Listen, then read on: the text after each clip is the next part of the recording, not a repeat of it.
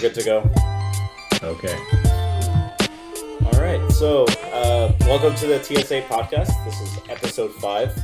We're here joined today with Greg Nuckols.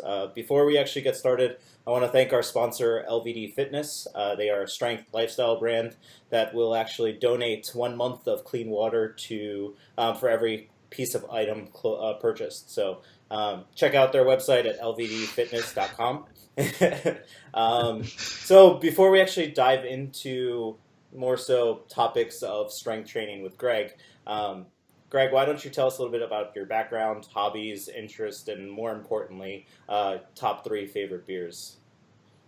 Okay, top 3 favorite beers. So starting with the most important question, would probably be the Westvleteren 12, which I feel like that's just kind of like a crappy hipster answer, but it really does live up to the hype. And then Rockford 10 and St. Bernardus ABT 12. And yes, kind of a big Belgian guy, huh? Yeah, I did not venture out of one single beer style because I know what I like, damn it. That Westie 12, actually, I have a roommate who's totally obsessed with beer, and he bought a case of them, whatever number that is. I've never bought that, but he bought it directly from Belgium, and I think he paid like $7 a bottle for an entire case plus whatever the shipping was, and got such a good deal on it because I know you can sell those in liquor stores here for like $90 and people pay it. Yeah, it's crazy. You can get them at the Abbey for like €4 a bottle. So I'm actually doing a seminar in Belgium later in the year, and we're going to be calling up Abbey St. Sixtus like every day between now and then to make sure we can like set up a time to go.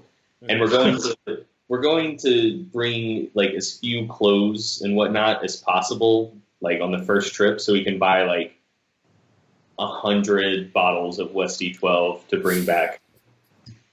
That's brilliant. Smart. Yeah. Yeah, Greg definitely turned me on to Belgian beers a couple of years ago. I think a post on Facebook or something. So I tried that St. Bernardus 12, and it was life-changing. Nice. Good. Spreading the good word. I feel like that's a good opening one for a lot of people. You pick it up in the store. They sell it almost everywhere, and it's got such a cool bottle. Oh, for sure. And it's great. Like it's so much cheaper than the Westie 12, and I think it's at least 95% as good. Like it's also an exceptional beer. Okay, background and hobbies. Let's see. I'm just a typical Southern lad from North Carolina. I lift weights. I like playing Smash Bros. And I have a cute dog that takes up a decent chunk of my time. That's about it. Pretty cool. Yeah. Not a bad way to spend your life. Dogs are fantastic, and so is beer. So I can't disagree with your choices there. I'm just going to kind of direct us right into the conversation. So, fitting from both a literal and question standpoint here, I want to talk a little bit about building a base as a strength athlete. So, we often think about the idea of having an athletic base and talk about how, I'm excited. This guy, for example, I have a client who was like a Division I All-American track star, and I was really excited to coach him because of his athletic base, and he was a novice to powerlifting. And so in the early stages of powerlifting, for people who weren't or aren't actual athletes, I use that term there kind of loosely because I don't really necessarily describe powerlifters as in the same way I would describe a track runner or a football player. How do you think that we can modify our training in early stages or even in latter stages to better prepare ourselves for becoming as strong as possible? Well, okay. So just to start with, I don't know if having a general athletic base affects things as much as people think it does. So I think it's kind of like a correlation causation issue. So like a lot of people observe that if someone has like a strong athletic background before they start powerlifting, they tend to be more successful as a powerlifter. They pick up movements quicker. Maybe they hypertrophy better. Like they just tend to respond better to training overall and get better outcomes. I wonder though if how much their athletic background contributes to that, and how much it's just that like someone who's generally gifted and generally athletic is the type of person who's relatively successful at other sports in the first place before getting into powerlifting. So like, if you're just a crappy athlete and you're horrible at sports, you're not going to play them enough to build whatever that athletic base is in the first place. So I wonder if a history of reasonably high-level sport participation less contributes to powerlifting success because of the actual participation in the sport, and more so just says something about the innate characteristics of the person themselves. But that being said, I do think that like basic movement competency is lacking in a lot of people who don't have an athletic background. Just kind of poor kinesthetic awareness. They don't know where their body is in space. You give them basic cues, they don't know what it means. So like for the bench press, like pull your shoulder blades together. Like there are a surprising amount of people who don't know how to do that, and you have to like walk them through it. So I think that for someone who doesn't have much of an athletic background, they don't have a good feel for their body. Starting with just like basic body weight movements to give them a better feel for that, I think that's a good way to get them moving and build a bit of a base before you start introducing heavy loading. I feel like this isn't exactly the question you asked. Let's let me guide us back onto the path here. I can actually rephrase the question in a way that maybe will make a little bit more sense. So if you, let's say, Greg, were determined to raise a child, let's say you had a child and you were determined for this child to be the greatest of all time. You wanted to raise the next Ed Cohn and make Ed Cohn look bad. And, genetics aside, you have this child in an isolated environment being raised to be the perfect lifter. When do they start, how do they start? And basically, at what point do they get into working with the barbell? Like, what is the ideal come up into the sport, would you say? Okay. As soon as possible. So I think that a lot of people are too hesitant to get kids into resistance training. And I think it's just because like people are naturally intimidated by barbells for some reason. But in terms of like joint forces, let's say, if someone like, kids jump off of things for fun, like every kid does that, I think. Like the forces on your knees, hips, spine from jumping off like, 2 feet or something like that. Or not like jumping off your 2 feet, but jumping off like a 2 feet surface onto the ground is going to be higher than like light resistance training. So, if they're young, maybe they're lifting like a 15-pound kettlebell or something like that. So I do think they can get into actual barbell training relatively early. Like once they're like just natural growth and development is sufficient for them to comfortably lift a barbell. And before that, they can lift light kettlebells or dumbbells or, just practice the movements with their body weight. So, get them squatting early so they don't lose that squat pattern as they get older and bigger. So yeah, I think, but then also that wouldn't be the only thing they would do. So I agree with Chad Wesley Smith on this, that in terms of just building a good general athletic base, a lot of people should do gymnastics just because like that is going to give you a great awareness of where your body is in space, build that kinesthetic sense. And then something like sprinting just to develop explosive characteristics. And then just competing in any sport they find fun and enjoyable and engaging. Because I think, so this may be kind of gross sciencey, but I do think there is something to the competitive spirit itself. I think a lot of people who didn't participate in sports where someone wins and someone loses early in life don't tend to not have that to quite the same degree. I think I think that just general athletic participation in sports where there are clear winners and losers helps develop that for people. Totally. So just creating the parallel there with adults, 25 to 30-year-olds who's been mostly inactive and, reads a cool article on Greg Nuckols' website and decides they want to get into powerlifting. They could basically start with just some sort of general athleticism, like if they wanted to do, play around in gymnastics for a couple months and then learn the basic movements while they're doing that, getting into moving in through space with body weight squats and learning how to press a bench and how to retract the shoulders and things like that, and then eventually just get themselves under a barbell. And you think that would be pretty much adequate preparedness? Yeah, I mean, not in all cases at all times, but for the vast majority of people. Well, of course, we can never really identify everything all the time kind of answer for anything. I always like to tell people when I'm having a conversation with them, be it clients or otherwise, that, anytime someone answers with an absolute, it's probably bullshit. I mean, only a Sith deals in absolutes. I think we are absolutely Jedi. Which is itself an absolute statement. The irony there is hard to fight. The trilogy was terrible. So pulling us back on topic, so to kind of build off the base building, we hear the idea or topic of work capacity thrown out quite a bit. What do you think it actually means in relation to strength training, powerlifting, and how do you find that it's important for us powerlifters?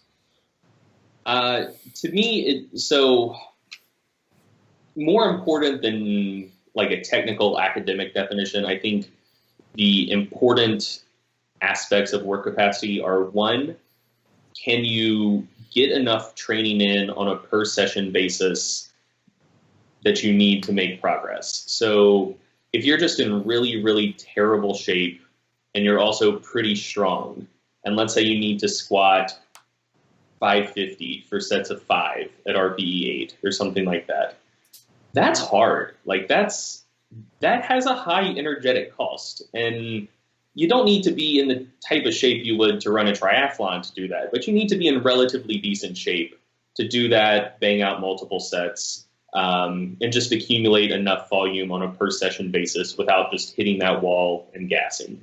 And that required threshold is going to increase as someone gets stronger, just because caloric requirements, like energy requirements, increase pretty linearly with work being done. So physics definition of work, which is going to increase with weight on the bar or weight of the athlete. So that's one aspect of it. And then the other aspect is just, can you generally recover well between sessions? So can you handle enough volume on a per session basis? And can you handle enough volume on a per week basis? And so I think those are the two most important aspects of work capacity for a strength athlete. And then in terms of, is it important? Yes, I think so. If you can't get in enough volume per session without just gassing and hitting a wall, and you're limited by your metabolic capacity more so than actual like muscular fatigue. I guess it's muscular fatigue either way, but more so just like accumulated stress to the muscle versus like metabolic stress to the muscle. And then also like, if you need a certain level of volume to continue getting stronger, continue gaining muscle, and you just can't recover from that level of volume, obviously you're not going to go anywhere. So yes, I do think that's quite important. So one follow-up would be kind of say you're working with someone and you're prescribing them rather low volume, say they're a rather new client and they're not handling the volume pretty well, they're not recovering between sessions. What would you do with that athlete to improve their work capacity? Okay, so first things first, I think people make a mistake by trying to use programming as the primary way to address it. And that is certainly a way you can address it, but more often than not, maybe not more often than not, but I would say around half the time, it's more so like lifestyle related factors. So especially for newer lifters, I find that if they haven't been training all that long, they should still be able to gain strength pretty quickly, but they're just having massive issues recovering from something that's relatively low volume. A lot of times, if it's younger people, it's because they're binge drinking every weekend.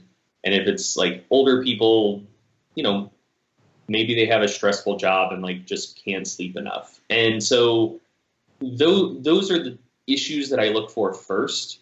And if it's something that's a tractable issue, so, if it's someone who's maybe in college, they don't have that much work, but they're just being an idiot and just not sleeping enough because they're playing Mario Kart and smoking weed and drinking every night and just not care of business. Then it's like, okay, dude, like sort this shit out. And like, then we can start talking about modifying your programming. Like first, like put yourself in a good position to succeed first. If it's someone who, maybe they're in their mid-30s and they just had their first kid and they went from sleeping 8 hours a night to like 4 hours a night, there's really just not much you can do with that. So I think at that point, more often than not, it's just an issue of like managing client expectations. Okay. It's like, look, you've been making gains for 3 years under much better conditions than you have now. For the time being, your conditions suck. Like, we're going to try to get you stronger, definitely going to try to maintain strength, but you're probably not going to put 200 pounds on your total, over the next 18 months while you have a crying baby waking you up every night. But yeah, so first thing, look at lifestyle factors and see if they're modifiable or not. Then after that, it's going to primarily be an issue of training volume at lower intensities. So I find that people who are having issues recovering from like moderate levels of training volume at 75, 80, 85% intensities, if you drop them back to 65, 70%, they can tend to handle and manage higher training volumes, however you want to quantify that. So either, volume load or more sets per week or anything like that. And then when they spend a little time in that phase, just because that is going to be a little bit more energetically demanding, then when they get back down to lower rep, higher weight sets, they tend to be able to handle more of them with more ease. Do you find that work capacity is often a limiting factor in being able to get enough volume, or is it usually more of the lifestyle factors that you mentioned? For people who are just kind of like general population, trying to get a little bit stronger, but it's not like a huge priority in their life, I think it's lifestyle factors more often than not. For really high-level athletes who do make a point of taking care of business outside the gym, I think more often than not it is more like a purely work capacity, like energetic ability to fuel your training type thing. Okay. And I guess to follow up on that, do you think it'd be useful to go through a phase where maybe you purposely desensitize yourself to training in order to not have to do quite as much volume to progress? I think so. I don't think there's not as much scientific research on that as I would like there to be. Just based on my own experiences, yes, I do think that's a thing. So, for example, I totaled 1714 at 220 doing the Bulgarian method. And so like this isn't something I wrote about when I was writing about that experience because I didn't want people to try to mimic what I was doing because they would probably wind up in a bad way. Well, when I was doing that, I basically had like the perfect setup to train as much as I wanted whenever I wanted. So I was coaching at a gym that primarily catered to like high school and college athletes. Most of them came by when they got off school. So gym was busy from about 3 to 6:30. Before that, no one was there. After that, no one was there. And so my schedule at the time was get up, go to the gym, max on squat, max on bench, hit back off sets, coach for 3 hours. Then when that was done, all of us coaches would train together. So that would be kind of like a more typical like upper lower split type thing. So 3 times upper, 3 times lower a week. So train for another like hour and a half with them. And then I'd eat dinner. And then my wife, who had an internship at the time, which was a reasonable distance away, her and her sister would get there at around 8:30 or so. And like I was doing their training at the time. And then I'd also work out with them. So I was working out 3 times a day for probably like a combined 6-7 hours per day, which was great. So also keep in mind, I'm 20 years old at the time and sleeping like 10, 11, 12 hours a night. So I put like 180, 190 pounds on my total in 10 weeks, which was fantastic. Yeah, so that was, let me think. Yeah, I took my total from about 1525 to 1714 from early May to late July, early August. Wow. Yeah, about 190 pounds in 10 weeks. It's not bad. Yeah. So I was pretty stoked about that. Yeah, go back to school, try to manage like a similar schedule. So I was only training once a day then, but I was still in the gym for like 4 or 5 hours at a time. I kept getting a little bit stronger, but I did eventually like hit a wall pretty hard. And then I like just kind of burned out because I'd pretty much been training as like a full to part-time job for, 5-6 months at this point. So I just kind of dicked around for 2 months, like really didn't do much of anything at all. And then when I started prepping for my next meet, my training volume was just dramatically lower than it previously had been.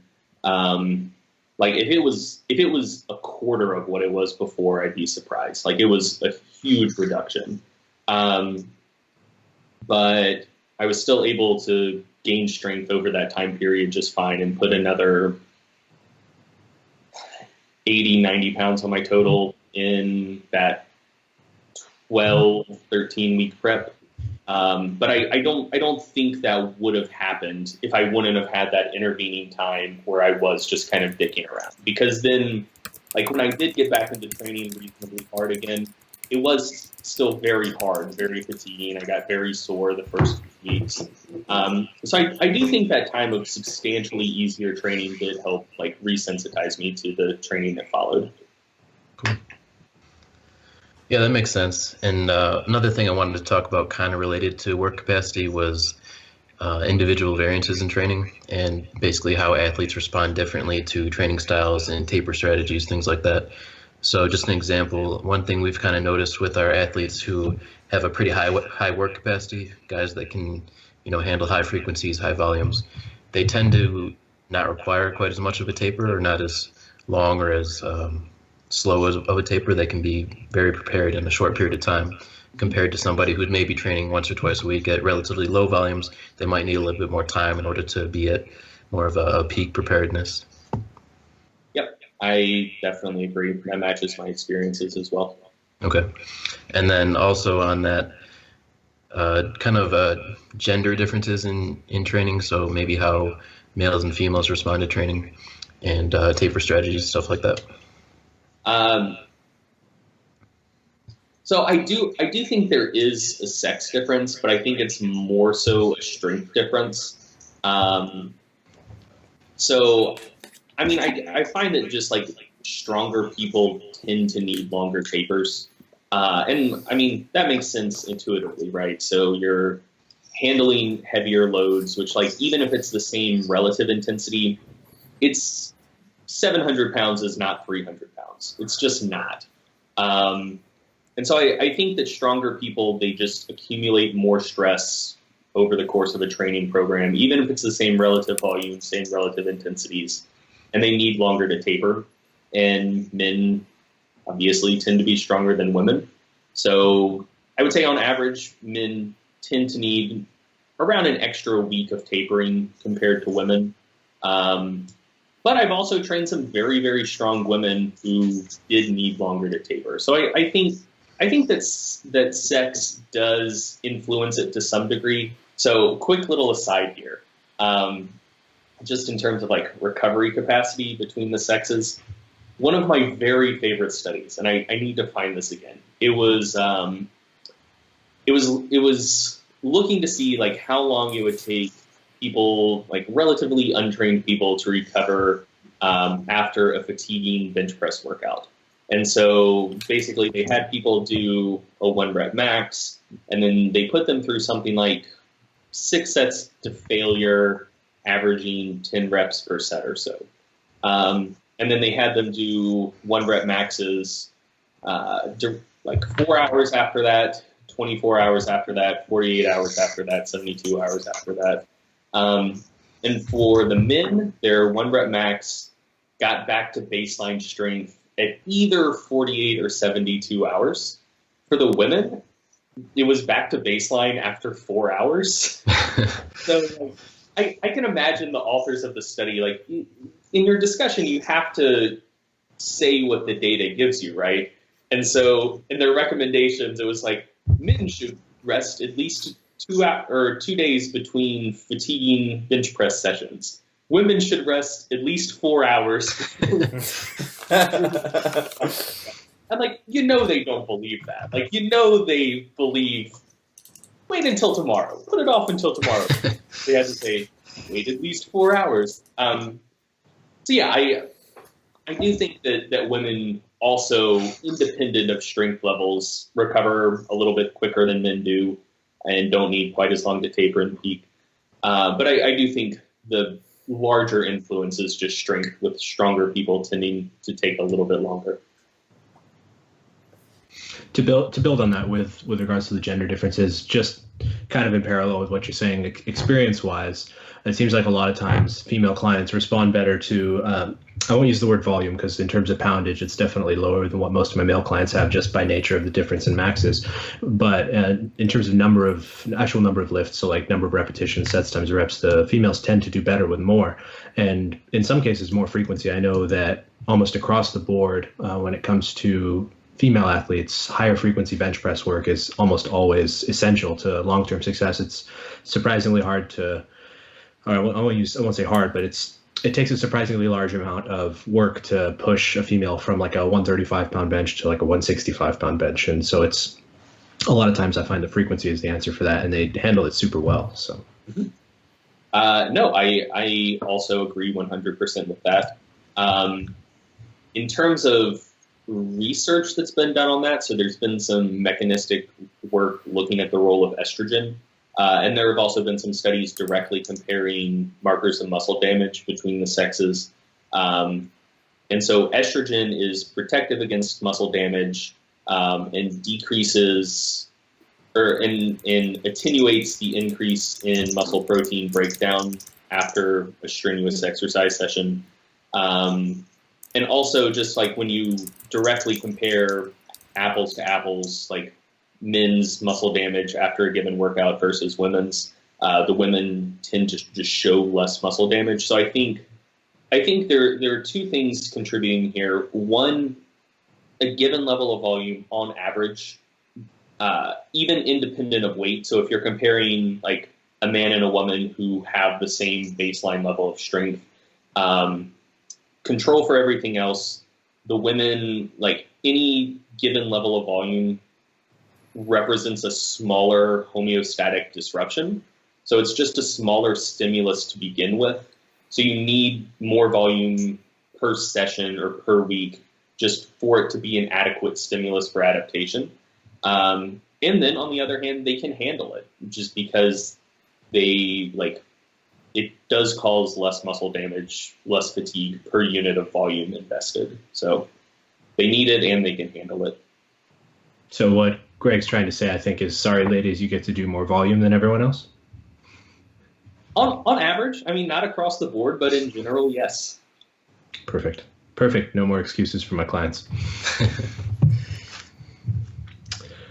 So I think we were going to get a little bit into speed work. Eric had an interesting question about how Mike T had defined it, and I'll just kind of jump into that, and then I'll let Eric take over. But he kind of defined speed work as anything below like an 8 RPE or a threshold around, let's say, 75%, or the point at which you have less than maximal force production.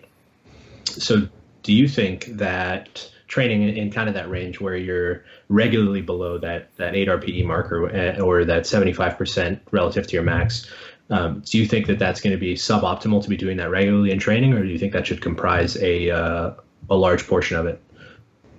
Okay, so depending on how you phrase it, two different answers. So one, it would be solely dependent on loading, so sub 75% work. I definitely think you can get stronger with that, but I don't think you'll get as strong as quickly as you would with heavier loading. However, answer is a little bit different for lower RPE work. So let's say, 80%, maybe a 10 RPE would be like 8 reps. So like an 8 RPE would be sets of 5 or 6-ish. I find that a lot of people do tend to do better with sets of maybe like 2, 3, 4 reps at 80%, or 1 or 2 reps at 80 or at 85%. So, starting at an RPE of 7 or maybe even 6 and terminating at an RPE of around 8 or so, instead of like kind of the more typical approach of starting maybe around an RPE 8 and terminating at an RPE 9 or maybe even 10. I think so, and I think that actually works for the same reason why Mike T argues against speed work. So I think it's primarily just about training quality and force production. So all other things being equal, if you have the same amount of weight on the bar, if you're moving it faster, or technically if acceleration is higher, but that translates to higher velocities. If you're moving it faster, force outputs are higher. So if average bar velocity with 80% is 0.4 meters per second, force output is higher than if it's 0.3 meters per second. So with lower RPE work, as long as you're equating volume, you're going to be able to maintain better bar speed per rep across a set and also across an entire session. So I think that actually enhances specificity solely in regards to force output. So the higher RPE work, closer to failure, that is also something that's specific. Like, you're obviously not going to be doing RPE 7 on the platform. So you need some experience working closer to failure and grinding out reps and just learning that skill. But in terms of specificity for training high force outputs, I think the best way to train for that is with high force outputs. And with a given load, a lower RPE is going to correspond with higher force outputs across the session. So the short answer is really it depends. It's going to be highly individual. Yeah, pretty much. So just to expand on the velocity side of that, what are your thoughts on post-activation potentiation for powerlifting? Because I know there's a lot of research behind it for weightlifting, that type of thing, where they'll track the velocity with the weights on the way up to a heavy set, and then on the way back down, their peak velocities are much higher with the same given weight. Do you think that type of thing would be useful in powerlifting? Because I've seen, with some of my own training and with some of the athletes that we've worked with, when we're actually tracking velocities with the Tendo or something like that, they're able to get through the same given workload much easier. So if they have a 5x5 at 75% or something like that, if they have a top set in front of it, their RPEs are much lower by the end of it compared to if they were just to go into those sets by itself. So I was just kind of wanting to hear your thoughts on that type of training approach.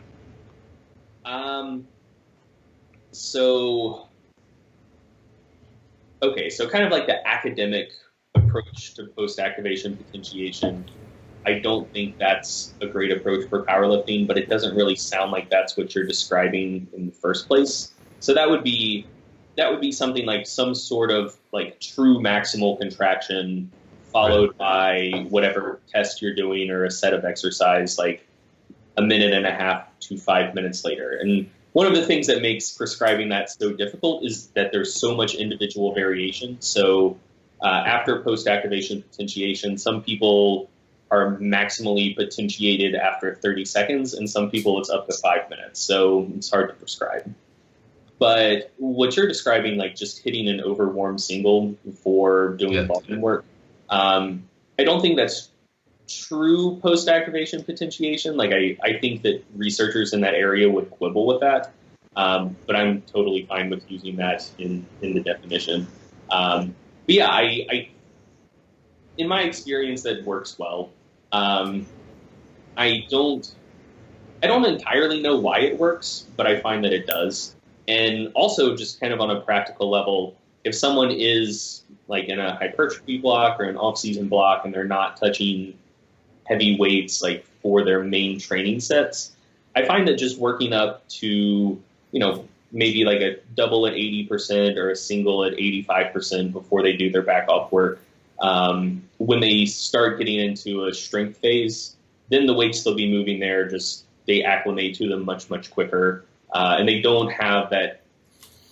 I think it also helps like psychologically with a lot of athletes because, if you have a 2, 3, 4 month base building hypertrophy phase before you start trying to peak for a meet again, and you're not handling heavy loads, like odds are you're probably going to get a little bit weaker. Like not truly weaker, but you haven't been practicing with heavy loads. Like your 1 rep max will be like momentarily depressed from that, especially with stronger, more experienced people. And I find that just like regularly handling 80, 85% helps maintain that top end strength for people through a long block. So I think it's psychologically a lot easier on them because they don't experience that strength dip. Yeah, that's exactly what I was getting at. Just basically some kind of brief high intensity exposure when the majority of their volume might be a little bit more submaximal, maybe 65 to 80% or whatever it is. But yeah, I would agree with what you're saying there. So, Greg, in kind of summary, what you were just saying, actual effect long term is kind of negligible, but it's probably just more of a perceived effect of kind of feeling like they're stronger all the time. And from like a mental standpoint, it's going to be maybe a little bit more motivating in training to feel like your top end strength is the same regardless of being further away from competition. Yeah. Yep. Totally. Cool. So at this point, we've kind of exhausted the predefined topics. The fun stuff, as it were, specifically talking on programming. So what's to touch on kind of a little bit more of a loose subject, what's like an up and coming interesting article or research that you know of that at least at this point has you kind of excited for the end result?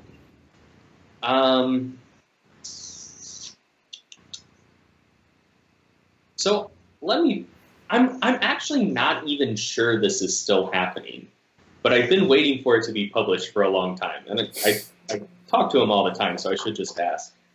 So Eric Helms was advising a master's student who was apparently doing a thesis looking at like long-term adaptations to, I think, low bar squatting versus front squatting. And when you actually like look at the research comparing different styles of squat across the board, like they look a lot different, but in terms of just like pure muscle activation or kinematic parameters, like they're not as different as a lot of people think they are. So I don't even know if that study is still being done because I think it would be published by now. Because he got up with me initially about it like 2 years ago, I think. Anyway, if that's still being done, I'm excited to see what happens there. Something else I'm really excited about is there are a lot more people looking at connective tissue changes with strength training now. And I think that's a very under-researched area with regards to like performance enhancement. So people look at tendon adaptations to assess injury risk and stuff like that. I'm more interested in the connective tissue within the muscle itself because that that actually seems to be, for simple strength performance, the primary way that strength is enhanced. So obviously hypertrophy plays a role. Obviously the nervous system plays a role. So, just pure muscle activation, rate coding, stuff like that. But something else that plays a really, really big role is normalized muscle force, which incorporates some of those neural aspects as well, but a lot of it is structural. So essentially, like, you calculate the amount of force a muscle can produce and divide it by that muscle's cross-sectional area. And there's huge, huge variation there, independent of neural stuff. So that it still shows up, like, if you hook an electrode up to someone's femoral nerve and maximally activate their quadriceps on, like, a leg extension, say. Like, there's still big differences in force production per unit of cross-sectional area. And one of the main hypotheses to explain that is like the muscle fibers themselves are attached to, like, connective tissue that surround them, and each muscle fascicle is attached to connective tissue. And so there's this idea that by being able to more efficiently transmit that force from the muscle fibers to the surrounding fascia, we can get more force to the tendon, ultimately, than just, like, parallel force transmission. So anyway, that's a really, really cool area of research that didn't really get much attention until 2014, and I'm starting to see more and more stuff get published there. So I'm interested to see where that will all end up. So the direction that research is headed, is that looking, kind of examining just how the changes happen, or is it looking specifically for ways that we can address that in training? Right now, I guess they're kind of the same. Right now, it's the former, just looking at how it happens in the first place. And then I'm sure it'll go in the direction of how to optimize and maximize that. Totally. Yeah. Greg, I wanted to ask you a little bit about your own training. First of all, how did you discover the reverse grip bench press and that you were so good at it? And then also, I know you've been doing some partials recently, and I think it's kind of based off a 2014 study. I forget the author, but basically where they incorporated both partials and full range of motion for increasing strength. So maybe you can kind of expand on that a little bit. Sure.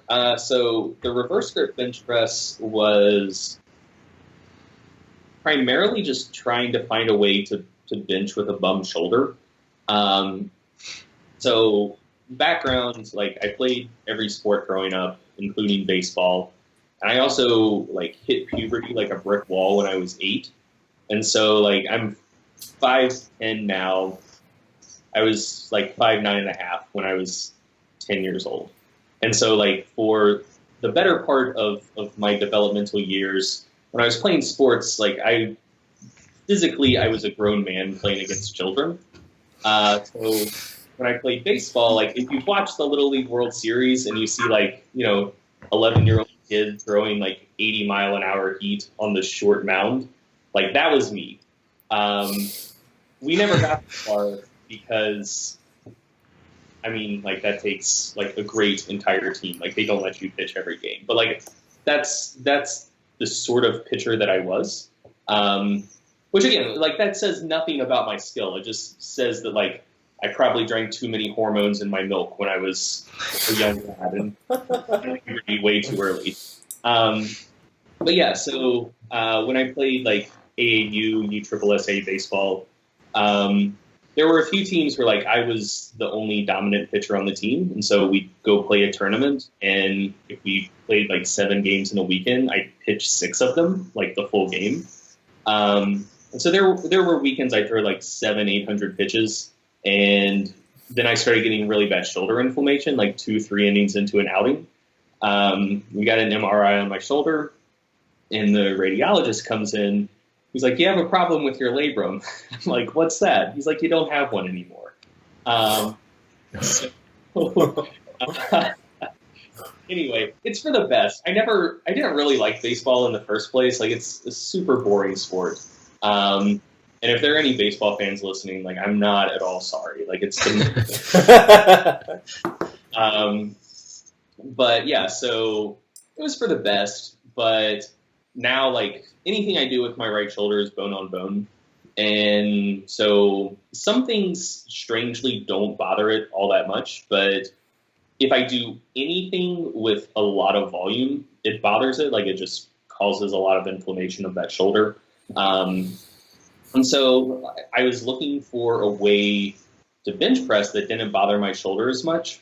And so with the reverse grip bench press, you can touch it a lot lower, and I'm adequately fat that shortened the range of motion enough that it was much more comfortable on my shoulder.